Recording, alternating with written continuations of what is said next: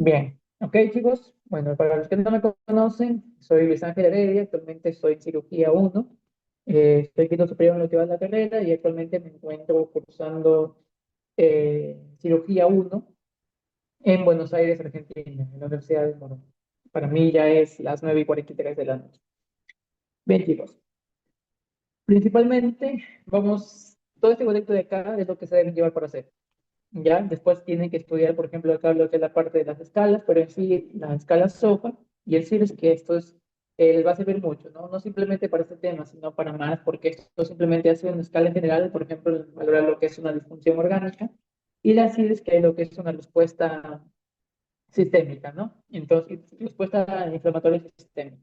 Así que no simplemente en esta patología va a ser importante estas escalas, así que es importante que lo tengan en cuenta desde ya, al igual que la fisiopatología y algunas cosas puntuales que quiero que sepan, que sí o sí se le tiene que llevar tanto para su examen parcial y también para su parte clínica, parte médica, ¿no?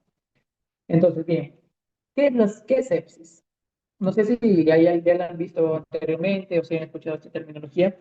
Principalmente la sepsis viene a ser una disfunción orgánica. Tiene que llevarse de eso ya. Viene a ser lo que es una disfunción orgánica potencialmente mortal, ya que si nosotros no intervenimos, finalmente el paciente puede llegar al deceso, ¿no? Causada por una respuesta desregulada. Ya puede ser, por ejemplo, fisiopatológica, química, lo que puede generar que entre el paciente netamente a lo que es una disfunción orgánica debido a una infección, ¿no? Entonces, ¿cómo nosotros sabemos si el paciente está en una sepsis o un shock séptico? Según la escala que vamos a ver más adelante, pero es que hay una diferencia bastante. El shock séptico es cuando el paciente tiene sepsis más hipotensión persistente que pese a que nosotros estamos administrando líquidos, vamos a necesitar administrar vasopresores para mantener la presión arterial media, que ya lo voy a decir, y también cuando hay lo que es un aumento del lactato, que esto lo van a ver, por ejemplo, en la parte fisiopatológica, qué es lo que se produce y qué es lo que hace que aumente lo que es este lactato. Ya, pues por ahí, por favor, su audio. Entonces, bien, shock séptico viene a ser lo que es una sepsis más hipotensión persistente, que les dije, para mantener lo que es la presión arterial media mayor o igual a 65 milímetros de mercurio. ¿Ya? Así o sí tienen que decir, por ejemplo, si el doctor les pregunta qué es shock séptico, tienen que decir todo lo que les he puesto acá. Y o lactato mayor o igual a 2 milismol por litro o también mayor a 18 miligramos por decilitro, ¿ya? A pesar de un volumen adecuado, o sea, de estar administrando líquidos, no, el paciente no recupera y nosotros tenemos que optar ya otras medidas, ¿no? Para salvar a nuestro paciente. Entonces, así tal cual tienen que decirlo. ¿Listo? Para que el doctor les avalde. Bien.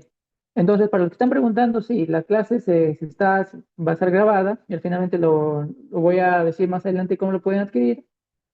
Y bien, entonces, hasta aquí cosas puntuales, ¿no? Sepsis y shock séptico son totalmente distintos, pero que tienen relación alguna, ¿no? Ahora sí, ¿cuáles son los agentes y focos más frecuentes que producen lo que es un sepsis o un shock séptico? Ustedes ya saben que la sepsis previene de lo que es principalmente una infección. La causa más frecuente es en sí lo que son las infecciones, pero bacterianas, ¿no?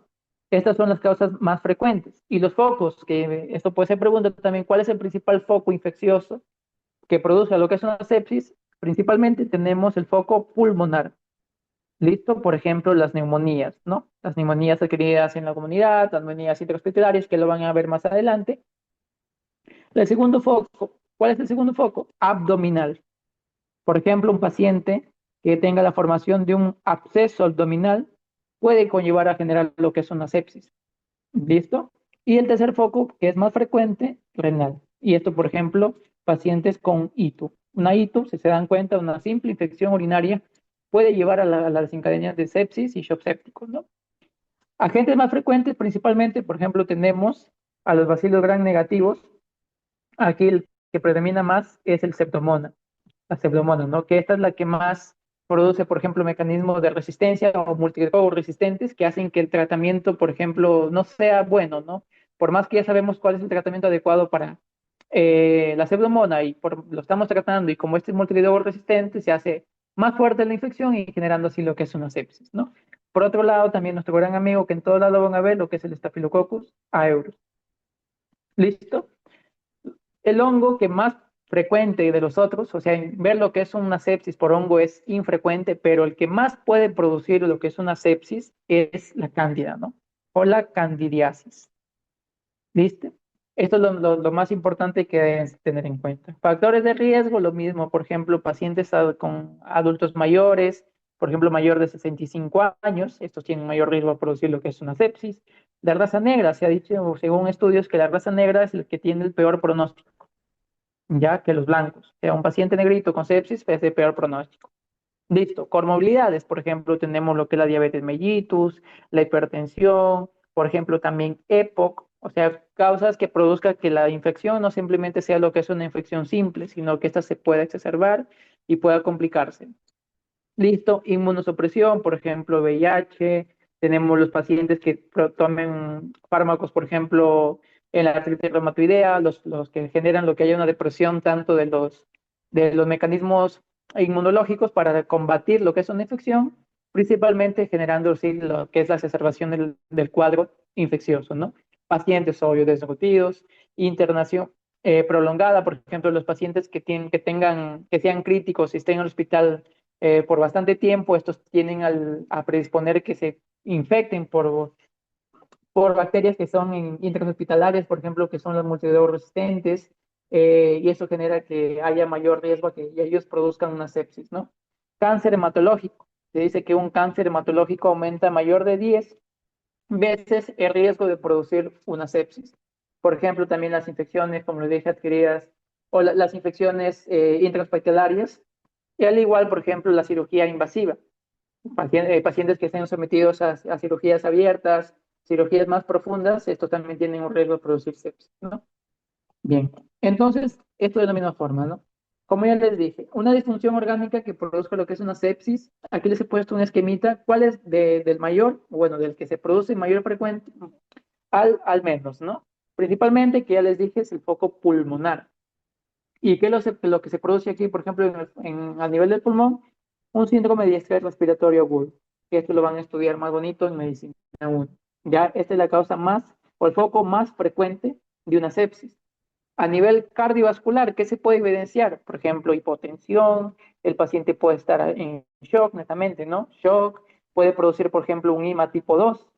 Ustedes cuando estudien en cardiología los tipos de infartos agudos de miocardios, tenemos el IMA tipo 1, tipo 2, tipo 3, tipo 4, porque lo van a estudiar, ¿no? Pero aquí lo que se va a producir, lo que es un IMA de tipo 2, por ejemplo, cuando hay lo que es una desregulación entre el equilibrio del aporte y el demanda de oxígeno, ya que en la fisiopatología los voy a explicar más bonito a qué es lo que produzca, por ejemplo, lo que es el aumento del volumen intersticial o del edema, que eso va a generar que haya lo que es un trastorno en la disfunción de oxígeno y por ende el paciente, las células entran a tener lo que es una respiración aeróbica a una respiración anaerobia, y eso es lo que es lo malo, ¿no?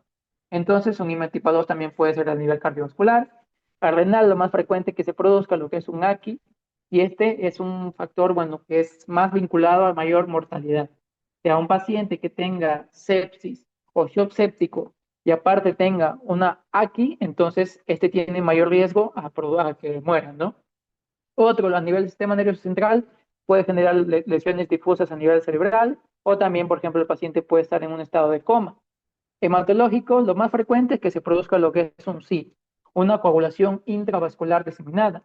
Y esto es cuando hay formación, por ejemplo, microtrombos en múltiples sistemas, múltiples órganos, y eso genera la que es la obstrucción y por ende lo que es la isquemia, ¿no?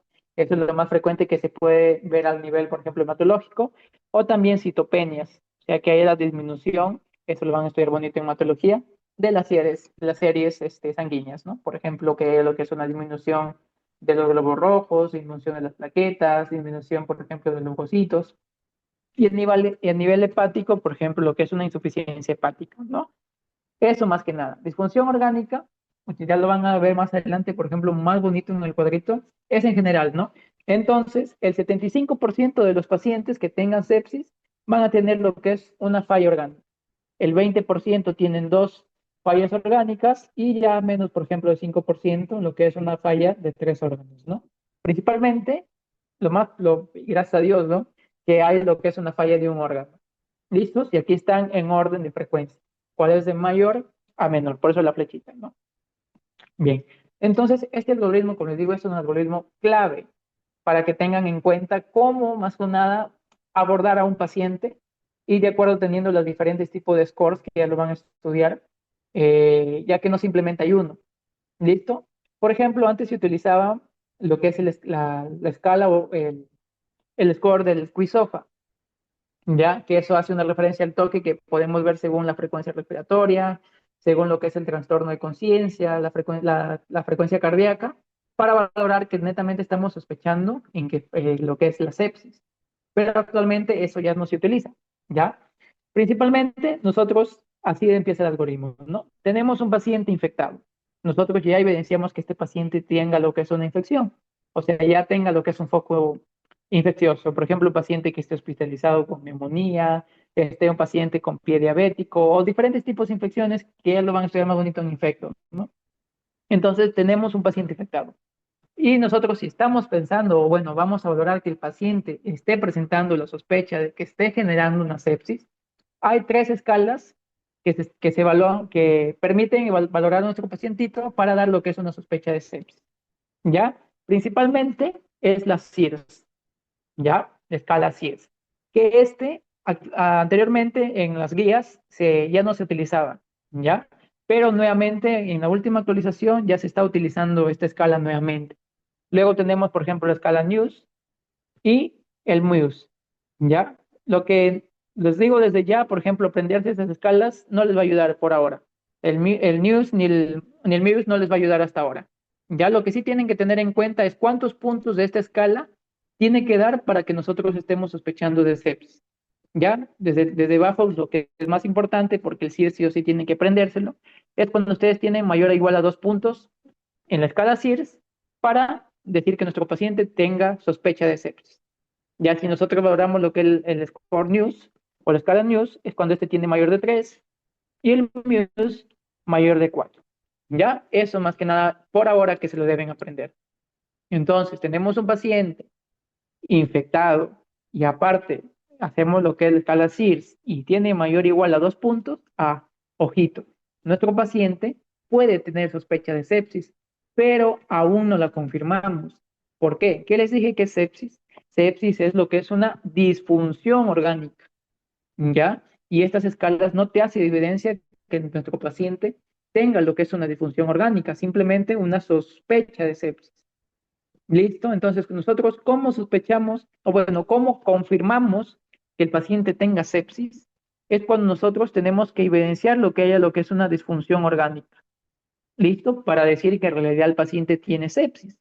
Entonces, ¿qué utilizamos aquí? La escala SOFA. ¿Ya? ¿Cuántos puntos nos tiene que dar la escala SOFA para decir que nuestro paciente tiene sepsis mayor de 2 puntos? Nuestro paciente que ya tenga un CIRS mayor o igual a 2, aparte de la escala SOFA mayor o igual a 2, ya, listo. Confirmo que mi pacientito está con sepsis. Pero ¿cómo defino que nuestro paciente, en lugar de estar en sepsis, ahora está presentando un shock séptico? Es cuando, ya les dije, ¿no? La definición de shock séptico. Cuando un paciente tenga sepsis más la utilización de vasopresores para mantener la PAN mayor o igual a 65, ¿no? O también, como ya les dije, el lactato mayor a 2 milismol por litro. Entonces, si nuestro pacientito tiene sepsis y cualquiera de estos dos, ¡pum! El paciente ya presenta shock séptico, ¿ya? Eso es importantísimo que se lo llevan a la parte clínica, porque así les preguntan los doctores en sus exposiciones o cuando están en rotación, ¿no? Ahí está todo este algoritmo que les he dejado es para toda su vida. A donde se vayan, les va a ayudar demasiado y van a tener en cuenta cómo clasificar y cómo ya darle tratamiento adecuado para nuestro paciente, ya que el tratamiento de un shock séptico y el sepsis es totalmente distinto, hay pautas distintas a seguir. Así que es importante saber en qué momento estamos, ¿no? Y así que aquí está el algoritmo clave. Perfecto. ¿Alguna pregunta hasta aquí para pasar a la siguiente ítem? ¿Todo entendidito o hay algo que quieran que vuelva a repetir? Me confirman por favor por el chat, no les cuesta nada. ¿Todo clarito? Seguimos. A ver por el chat, por favor. Bien. Carla dice bien. Listo. Todo claro, ¿no? Bien explicadito, todo bonito, bien a colorcitos, para que no se queje. Ahí está. Ahora entramos a la fisiopatología. Bien, la fisiopatología de la sepsis es fácil. ¿Por qué? Porque todo lo explica simplemente esta imagen, miren. Acá tenemos los patógenos que empiezan a infectar a nuestro paciente y entonces, como ya sabemos, va a haber lo que es una respuesta inmune, ¿no? Por lo mismo, por ejemplo, que va a generar lo que es la producción de mediadores inflamatorios, por ejemplo, lo que son las citocinas inflamatorias o proinflamatorias, que ya han visto inmunología, y esto va a generar una inflamación, ¿verdad? Porque se va a activar tanto los leucocitos, todas las células inflamatorias que ustedes ya saben, va a producir lo que es una inflamación. ¿Listo? Y esta propia inflamación va a generar un daño tisular a nivel de dónde? Del endotelio. Entonces, por ejemplo, aquí, una vez que haya lo que es un daño endotelial, va a haber lo que es una disfunción del endotelio. Y a ver lo que es una disfunción, entonces todo el líquido que está a nivel de la luz de la arteria empieza a fluir, empieza a irse, a meterse a dónde? Al intersticio. Listo. Entonces, cuando nosotros tenemos lo que es una fuga de líquidos desde el vaso hacia el intersticio, miren cómo va a haber lo que es un edema tisular. Y este edema tisular, ¿qué va a generar? Que haya lo que es una distancia entre el vaso hacia lo que es la célula o el órgano que se está nutriendo. Ustedes ya saben que la sangre lleva oxígeno para igual generar lo que es un buen funcionamiento orgánico, ¿no? Entonces, este edema tisular va a generar que haya lo que es un aumento, digamos así, del grosor del intersticio. Y entonces, ¿qué sucede? Que cuando el oxígeno quiere filtrar hacia el órgano, miren cuánto tiempo, o bueno, qué tanta dificultad va a tener para que el oxígeno llegue a hacer su función a nivel, por ejemplo, mitocondrial a nivel orgánico. Entonces, mientras más edema haya, mayor dificultad de oxígeno para que pase hacia la célula. ¿Listo? Hasta aquí, todo clarito, todo entendible. Esta imagen lo dice todo. Bien, aparte también, por ejemplo, puede haber lo que es la formación de trombos y plaquetas.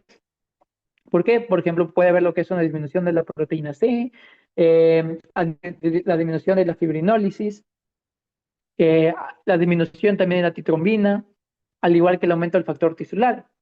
Y esto va a generar que lo que es la formación de trombos y finalmente lo que les dije, ¿no? Puede complicarse, por ejemplo, con un SIT, una coagulación intravascular diseminada, ya que estas formaciones trombitos finalmente pueden llegar a diferentes tipos de órganos y generando así isquemias, ¿no? Daños orgánicos. ¿Listo, chicos? Ahora sí, miren, ¿qué sucede? Como ya les iba explicando al principio, como hay lo que es una disminución del suministro de oxígeno hacia la célula, va a haber lo que es una disfunción mitocondrial. Y esta disfunción mitocondrial, ¿qué va a producir? Que hay un aumento de la actividad de la cadena del transporte de electrones, disminución de la formación obvio del ATP y aumento del lactato. Aquí está nuestro protagonista, que hay lo que es una disminución para sepsis, digo, para shock séptico. ¿Listo? Entonces, ¿qué sucede? Que nosotros bien tenemos que las células tengan lo que es una respiración aeróbica. Y entonces, como lo que hace hay un daño o, bueno, disminución del aporte del oxígeno, entonces la célula va a entrar a un mecanismo de anaerobio, donde va a producir menor cantidad de ATP, ¿cierto? Pero va a haber lo que es un aumento de la producción de lactato. Entonces, este es el lactato que empieza a evidenciarse a nivel sanguíneo, ¿no? Que se lo puede usar porque hay lo que es un aumento. ¿Ya? ¿Y eso qué va a producir? Que haya, por ejemplo, lo que es la liberación de los radicales libres de oxígeno. Además, por ejemplo, va a haber lo que es una vasodilatación arterial y eso va a generar finalmente el que el paciente haga lo que es un shock o una hipovolemia, ¿no? ¿Listo? Entonces, por eso es importante que un paciente cuando ya esté presentando, por ejemplo, una disfunción orgánica severa y aparte no tenga, bueno, no esté respondiendo correctamente a líquidos, es por este mecanismo, ¿no? nosotros vamos a estar administrando líquidos y como hay lo que es una fuga, el líquido se va a ir siguiendo, así, filtrando. Entonces, aparte de estar administrando líquidos, nosotros también vamos a necesitar seguir administrando, por ejemplo, los vasopresores. Por ejemplo, la noradrenalina, la vasopresina, tenemos, por ejemplo, la adrenalina, la dobutamina. O sea que simplemente ya saben que ya les estoy explicando que estos mediadores van a generar que el vaso aumente su diámetro. O sea, va a haber lo que es una dilatación. Y esta misma dilatación va a producir que el paciente entre en una hipotensión, hipovolemia y a lo largo lo que es un shock, ¿no? Entonces, aquí está explicadito totalmente todo lo que les he dicho, ¿ya? Así que, ¿alguna preguntita hasta acá? Y aquí les tengo un resumen, ¿no? Para en lugar de estar mirando la imagen y perderse, como dice acá, ¿no? Esto de existir todos los días se está poniendo muy difícil. Aquí les he puesto un mínimo resumen, donde principalmente tenemos una infección y eso va a generar que haya lo que es una activación inmune masiva. Luego, esta propia activación va a producir que haya lo que es una liberación de las citoquinas inflamatorias. ¿Cuáles son? Interleucina 1, interleucina 6 y el factor de necrosis tumoral. ¿Y esto qué va a generar finalmente a lo largo? Una disfunción endotelial y la vasodilatación. ¿Y eso qué va a producir? Una fuga capilar y esto va a producir una hipovolemia relativa. ¿Por qué se le denomina hipovolemia relativa? Porque el paciente tiene líquido, solo que ese líquido se está fugando y no está donde debe estar, ¿verdad? Y finalmente que también esos mismos mediadores va a producir lo que es la trombosis microvascular con la hipoxia tisular y finalmente a lo largo va a producir la falla multiorgánica, ¿no? Como el mecanismo ya final, ¿no? Todo lo que les dije, por la misma disfunción a nivel de transporte de oxígeno, entonces hay lo que es una disfunción orgánica. Como les acabo de explicar y le explican a su doctor, ya está, suficiente. ¿Listo? Creo que sí me entendieron, ¿no? No sé si pasa, ¿sí? Bien, chicos, entonces aquí está clarito y explicadito lo que es el CIRS, ¿ya? El CIRS, el NEWS y la escala SOFA. Cuando nosotros valoramos, por ejemplo, lo que es el CIRS, simplemente nos basamos en la temperatura, frecuencia respiratoria, leucocitosis, bueno, leucocitos y la frecuencia cardíaca. Si tenemos una temperatura mayor de 38 o menor de 36, entonces nos da un punto. ¿Listo? Frecuencia respiratoria mayor de 20, ¿ya? O la presión arterial de CO2 menor de 32, también es un punto, cualquiera de los dos. ¿Listo? Mayor de 20. Simplemente paciente taquinecto con fiebre y aparte lo saco su hemograma y tiene leucocitosis, ya pues sí. ¿Listo? Entonces, sospecho de sepsis. Como ya les dije el algoritmo. Y aparte la frecuencia cardíaca mayor de 90, ¿no? Ya desde que igual la fisiopatología le explica, ¿no? Si el paciente tiene lo que es hipotensión, va a tratar un mecanismo compensatorio, aumentar lo que es la frecuencia cardíaca, ¿no? Entonces, fácil de aprender. Temperatura, fiebre, latidos cardíacos y finalmente leucocitosis, esos son los que te dan puntos y así valoras si es. ¿Ya? En pocas palabras, paciente con fiebre que respira rápido y su corazoncito late rápido. Ya está. Y los valores que le has puesto, mayor de 90, ¿no? Esto simplemente cada uno nos da un punto. ¿Cuánto debe tener para sospechar que el paciente tenga sepsis? 2 puntos, ¿no? Entonces, con dos, nada más que tenga temperatura mayor de 38 y aparte la frecuencia respiratoria mayor de 20, suficiente para decir que el paciente puede estar presentando sepsis. Allá, pero como les dije, simplemente sospecha de sepsis. Para confirmar que tenga sepsis, ahí está. Nuestra escala SOFA, que este sí o sí tienen que aprenderse. Porque en cualquier momento, bueno, puede ser pregunta de su parcial también, o de su pretest, ¿no? ¿Ya? Esto es importante que se lo sepan. Esto no. Ya aquí simplemente le he puesto, por ejemplo, también no le he puesto la escala Muse y tampoco que utilizan los residentes, por ejemplo, lo que es la escala Patch, porque es muy tedioso, más tedioso. Que creo que no se lo aprenden, simplemente tienen ahí lo que son las escalas y todo y empiezan a puntuar según lo que tenga el paciente. Así que esto es tedioso que se lo aprendan, pero igual de todas formas aquí les pongo. ¿Ya? Es el CIRS y el SOFA, es importante que lo sepan, por ahora. Ya los explico, entonces aquí quiero que pongan la vista, miren, principalmente en estos ítems. Tenemos lo cardiovascular. Yo les dije que la escala SOFA sirve para dar el diagnóstico de sepsis, ¿no? para decir que el paciente ya tenga sepsis. Entonces, miren este datito acá, a nivel cardiovascular. Cuando se utiliza dopamina o dobutamina en cualquier dosis, ya tenemos 2 puntos, miren. Esto es lo que nos deja, lo que nos arroja 0 puntos, 1 punto, 2 puntos, 3 puntos y 4 puntos. Entonces, fíjese aquí, cuando ustedes tengan una dopamina, o bueno, que el paciente ya requiera lo que es la utilización de vasopresores, estos son vasopresores, entonces lentamente ya tenemos 2 puntos. Entonces, nosotros con esta escala SOFA podemos diagnosticar sepsis, porque simplemente esto nos hace una referencia a una disfunción orgánica, esta escala, pero y aparte también podemos diagnosticar shock séptico, porque ya les dije que para diagnosticar shock séptico, el paciente tiene que tener sepsis más la utilización de vasopresores. Entonces, ¿cómo es tan importante esta escala, no? Aparte, otro datito acá. Aquí. ¿Cuántos puntos nos arroja tener lo que es una diuresis menor de 500? Y esto lo de arriba es la creatinina. Miren, si ustedes ven que el paciente está oligúrico, ya, o sea que no está orinando el paciente correctamente, y si ustedes lo dosan, o cuánto tiene de volumen urinario, y este está por debajo de 500 mililitros día, mira cuántos puntos se les da. 3 puntos. Suficiente para decir sepsis, ¿verdad? Porque ¿cuánto necesita para que tengan sepsis en la escala SOFA? Mayor o igual a 2 puntos. Entonces, simplemente con tener que el paciente ya no necesita la fluidoterapia, sino también vasopresores, entonces ya confirmamos sepsis. Y eso es lo que se aprendan es esto. Miren, por ejemplo, esto de aquí tiene que saber si sí o sí. ¿Cuál de los siguientes te arroja un punto? Porque si tienes dos, nada más, ya tienes sepsis. Ya después te lo aprendes ya mayor detalle estos, ¿no? El que cuántos te dan 2 puntos, 3 puntos. Listo. ¿Qué les pueden preguntar, por ejemplo, a grandes rasgos? ¿Qué evalúa la escala SOP? Allá, evalúa la escala de Glasgow, evalúa lo que es la creatinina y las diuresis a nivel renal, a nivel hepático se evalúa lo que es la bilirrubina, a nivel sanguíneo, o bueno, hemático, lo que es la plaquetas en la coagulación, y a nivel respiratorio, el PAFI. Ya que el PAFI lo voy a explicar más bonito en la siguiente clase de insuficiencia respiratoria, no se lo pierdan.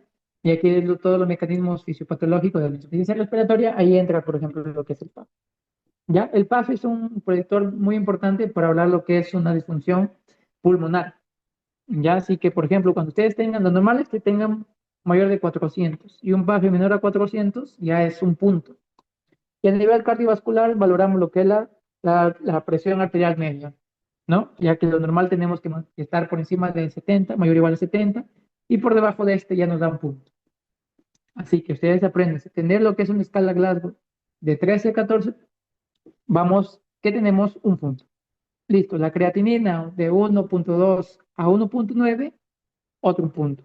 A nivel bilirrubina, que tenga de 1,2 a 1,9, otro punto. Entonces, miren, la creatinina con a nivel de bilirrubina ya son los mismos valores. Otro, la coagulación, las plaquetas simplemente por debajo de 150.000 y el PAFI menos de 400 y la tensión arterial media o la presión arterial media menor de 70. ¿Listo? Por eso es que es importante que ustedes sepan los valores normales de cada uno. Y ve una simple alteracióncita o una alteración leve, ya nos arroja 1 punto para decir que el paciente tenga lo que es una disfunción orgánica. ¿Listo?